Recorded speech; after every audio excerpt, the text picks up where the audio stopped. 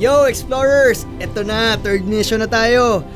At para magawa yon, bumaba na muna kami ng bundok.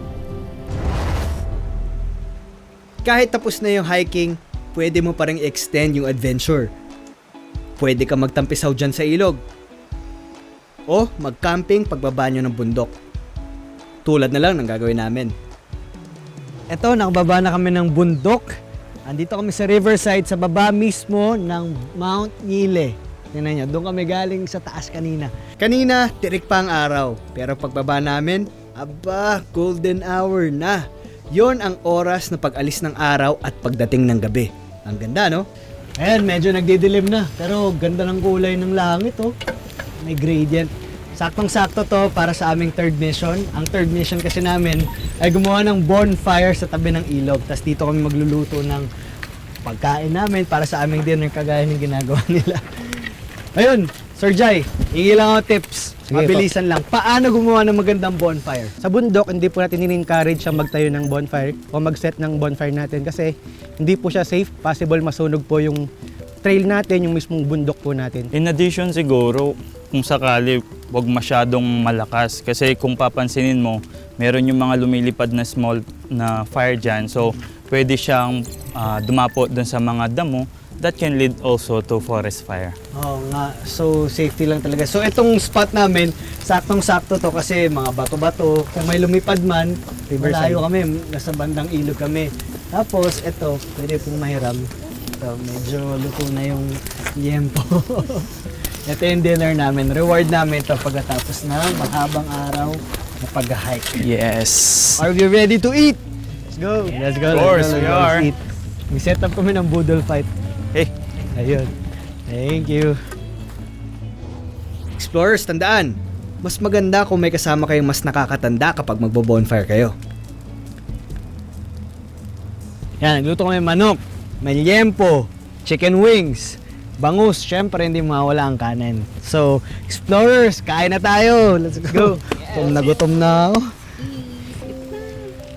Gutom naman. Yung sarap ha. Sarap ng timpla. Ito, mamaya pan-toothpick natin ito mamaya. Kanin. Dami na wala sa ating calories, kaya ang bawin. Anong payoff nito sa inyo? Kahit na 3 araw kayo nasa bundok, wala kayo sa malambot na higaan, bakit nyo po ginagawa yung pag-akit ng bundok? For me, ang pag-aakit ko sa bundok is healing. Healing siya. Pag nakita ko na yung view, ay wow, I'm healed.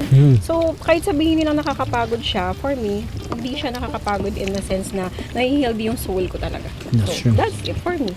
Siyempre, pag kami malayo sa city, sa mga maingay, pag nandun katahimik lang, marerelax ka, kumbaga mga problema, kahit pa paano malilimutan mo. Naging pangarap ko siya nung bata ako. Before, napapanood ko lang sa TV, gano'n na meron mga umakyat sa bundok. Na-inspired din sa documentaries, kaya ngayon meron ng kakayahan para umakyat, no? Meron ng time para gawin yon.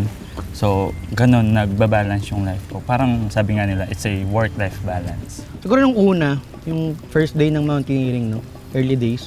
Siyempre para sa forma, di ba? Ganun naman usually. Ang IG. Di ba? Pang ganun, di ba? Pero along the way kasi natututo tayo bilang isang mga mountaineer. Nagkakaroon ng ibang definition yung hiking natin. So, para sa akin, yung mapansin nyo, medyo malaki ako, pero kaya ko pala, di ba? Na personal challenge siya, na may mga panahon na umakit ka na hirap ka na. Tapos pag naabot mo yung summit, sobrang nakaka-proud din sa sarili. Parang overwhelming din yung ganong feeling. Ako naman, para sa akin, bukod sa malaking impluwensya sa akin ng tatay ko, kasi yung tatay ko mountaineer, di ba? Nagmana ako sa kanya, nagala, na hindi pwede mapirmi sa bahay. Para sa akin, tama po yung sinabi niya, nakaka-relate ako sa sinabi niya na it's an escape sa busy world, na pag nasa taas ka ng bundok, parang you're one with nature. So, parang nagko-connect ka sa nature and at the same time, nagko-connect ka sa sarili mo without any distractions. Kaya maraming salamat po sa pagsama sa akin sa journey to... Wait lang, ano yun? Hoy, mission 3 completed! Again, maraming salamat po sa pagsama sa akin, sa pag-hike today. Ang dami ko natutunan sa inyo and sana may natutunan din po kayo sa akin at nag-enjoy kayo kasi ako sobrang nag-enjoy. Maraming salamat po. Thank you. At dahil dyan, kain. Deserve natin to. Itong talaga ako.